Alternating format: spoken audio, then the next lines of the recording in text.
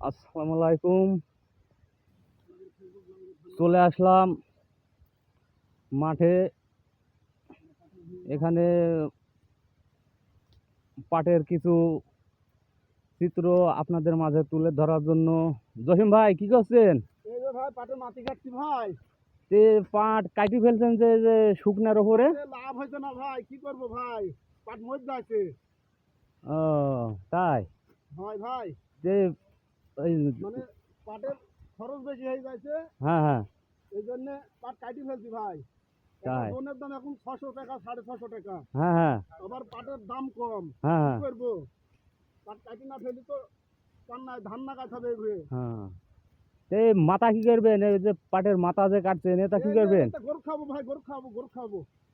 ও, তাহলে তো গরু খাইলেও তো লাভ হবে। আরে ভাই 500 টাকা পুন দিয়েছিলি, এখন কি করবো ভাই, তাই গরু কিনে যাই খাই খাবে। ও, তা এই যে এখানে দেখছি আমার কামাল মামু পাট কাটছে।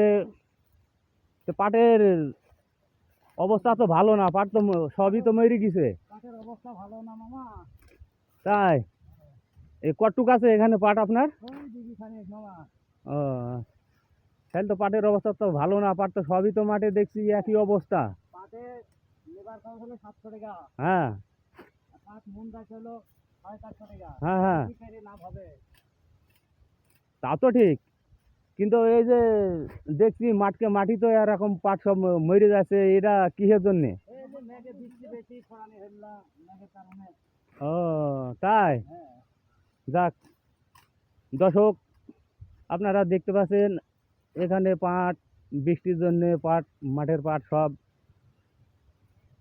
সবই মরে যাচ্ছে। তে আপনারা দয়া করে আরিফুল আরিফুল বুলাকে সাথেই থাকবেন। আপনাদের মাঝে নিত্য নতুন ভিডিও নিয়ে আসার জন্য চেষ্টা করব। একটি ফলো দিয়ে পাশে থাকবেন।